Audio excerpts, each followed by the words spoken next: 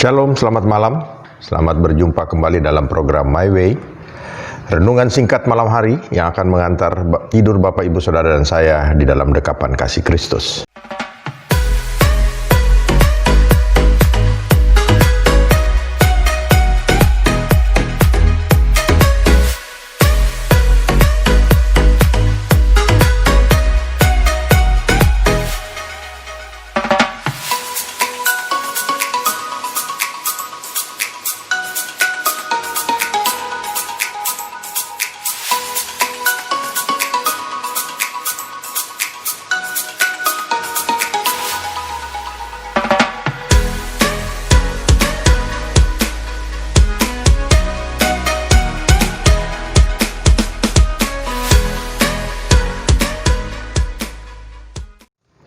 Malam hari ini renungan kita berjudul Antara Benci dan Kasih. Kita akan baca satu ayat firman Tuhan dari Amsal 10 ayatnya yang ke-12 yang bunyinya demikian. Kebencian menimbulkan pertengkaran, tetapi kasih menutupi segala pelanggaran. Bapak, Ibu, Saudara, dalam kehidupan kita sebagai manusia ada dua hal yang sangat bertolak belakang, yaitu yang kita sudah baca tadi, ya. Ada benci dan ada kasih, dan ini yang akan banyak mempengaruhi jalannya hidup dari seseorang. Bapak, Ibu, Saudara, kalau kita melihat di dalam kehidupan manusia, ya, hal benci dan kasih itu terkadang beriring jalannya, ya. Terkadang manusia membenci kepada seseorang, tetapi di satu saat, ya, kemudian dia mengasihi seseorang. Dan kalau kita lihat di dalam kehidupan sehari-hari kita, ada banyak hal yang terjadi. Dan pada malam hari ini, kita bersama-sama akan renungkan satu firman Tuhan yang tadi kita sudah baca, ya. Karena kalau kebencian itu menimbulkan pertengkaran, tapi kasih menutupi segala pelanggaran. Menutupi di sini dikatakan bahwa mengampuni, ya, mengampuni pelanggaran-pelanggaran yang ada. Nah, Bapak, Ibu, Saudara, kalau kita lihat bagaimana Tuhan kita, Yesus Kristus, rela menjadi manusia, itu adalah bentuk kasih daripada Allah terhadap manusia. Karena dalam Yohanes 3 ayat 16 dikatakan, karena begitu besar kasih Allah akan dunia ini, sehingga dia mengaruniakan anaknya yang tunggal, supaya setiap orang yang percaya kepadanya tidak binasa, melainkan beroleh hidup yang kekal. Nah, Bapak, Ibu, Saudara, kita melihat di sini kasih Allah yang begitu besar menutupi, ya, segala pelanggaran daripada manusia, sehingga dia memberikan anaknya yang tunggal, agar setiap orang yang percaya kepadanya tidak binasa. Kenapa manusia harus binasa? Karena dosa, ya. Dan kita tahu hal itu terjadi awalnya pada waktu kejadian manusia jatuh dalam dosa, dalam Kejadian 3. Bapak, Ibu, Saudara, kalau kita melihat di sini, memang Tuhan ingin agar di dalam kehidupan manusia kita harus, ya, melakukan kasih di dalam kehidupan kita, dan hal ini sangat, terus terang, sebagai manusia sangat berat untuk dapat dilakukan, ya. Tapi kita bersyukur karena kita mempunyai teladan dari Tuhan kita Yesus Kristus. Dia telah menunjukkan kasih-Nya yang begitu besar kepada manusia, bahkan di saat manusia sedang berdosa sekalipun Tuhan Yesus mau mati ganti manusia itu, ya. Nah, Bapak, Ibu, Saudara, kita melihat di sini kebencian, ya, dapat menimbulkan pertengkaran, tetapi kasih dapat menutupi segala pelanggaran.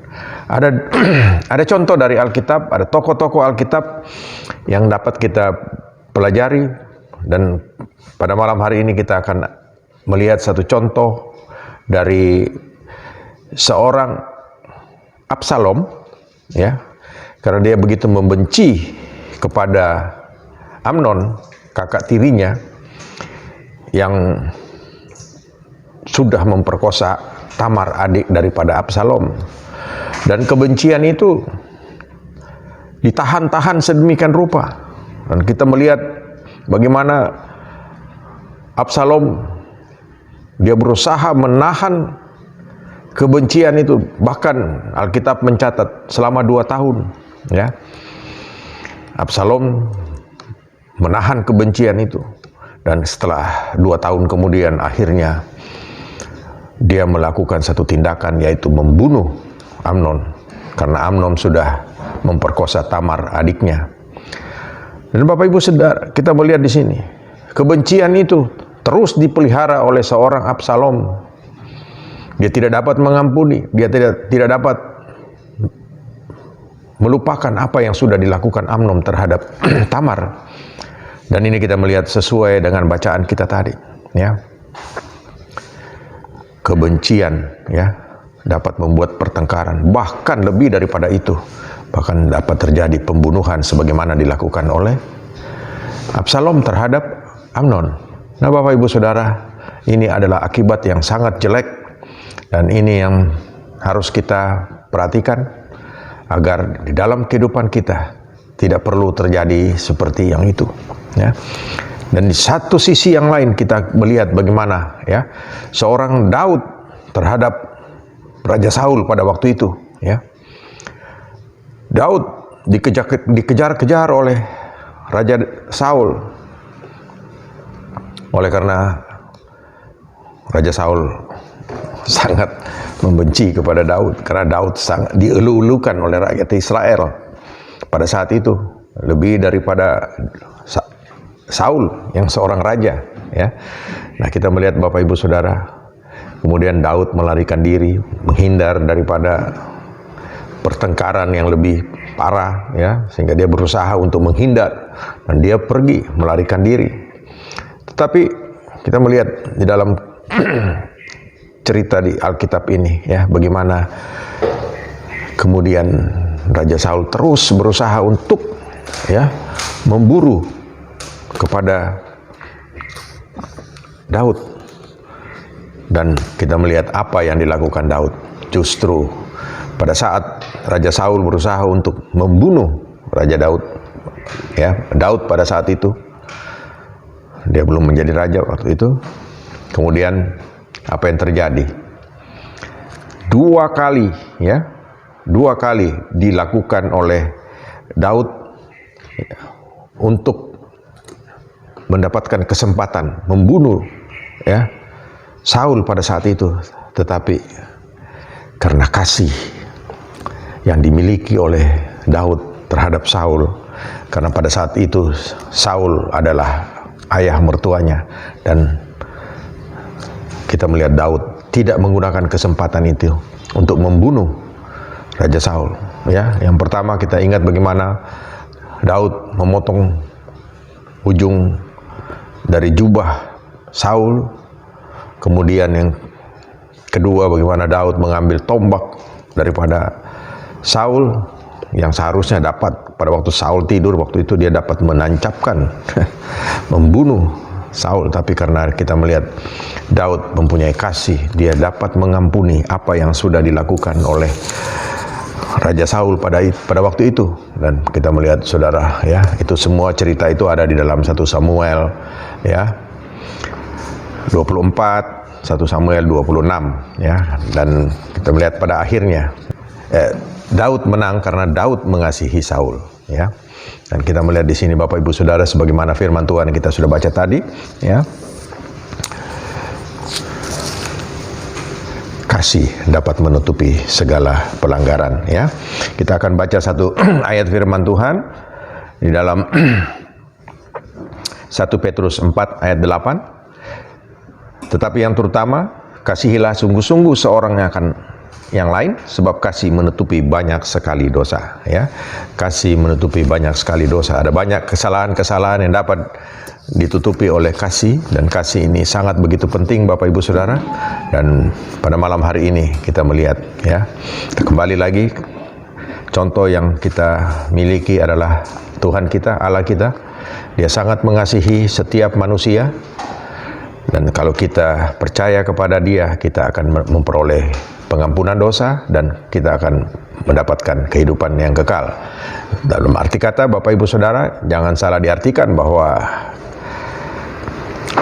Allah kita mengasihi dunia ini, ya. Dia rela mati, ya. Bukan bagi dunia ini saja, saudara. Ya. Tuhan mau supaya orang yang percaya kepadanya, ya. Perhatikan baik-baik, Bapak Saudara. Tuhan Yesus menawarkan bagi dunia ini keselamatan. Ya. Tetapi kalau kita tidak percaya kepada Dia, kita tidak dapat menikmati kasih-Nya. Yaitu kita tidak mendapat menikmati pengampunan dosa, ya.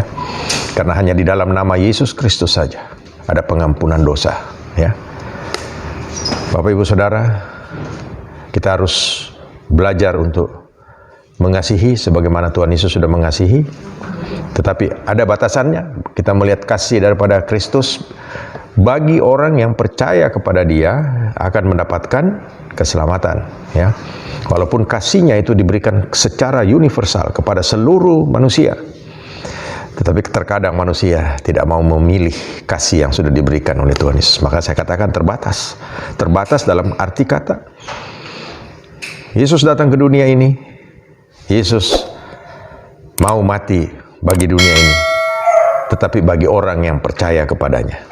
Ya, dalam hal ini Bapak Ibu Saudara, kita melihat kita sebagai orang-orang yang sudah mendapatkan kasih karunia daripada Tuhan, kita harus benar-benar, ya, menerima kasih daripada Tuhan itu di dalam kehidupan kita, sehingga kita dapat menikmati hidup yang kekal bersama dengan Dia.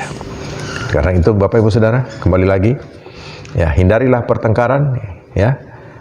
Karena pertengkaran, ya, ditimbulkan oleh kebencian. Tapi mari kita mengasihi satu dengan yang lain dengan kasih Kristus. Tuhan Yesus memberkati.